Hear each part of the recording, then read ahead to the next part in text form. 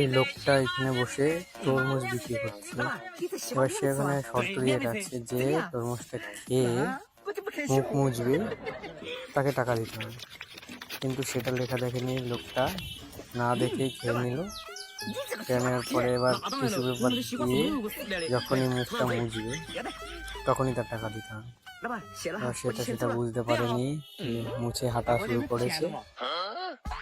তখন ওই লেখাটা দেখিয়ে দিল যে এটা ওইটা না, যে টিস্যু পেপার থেকে মুছবে মুখটা তাকেই টাকা দিতে হবে।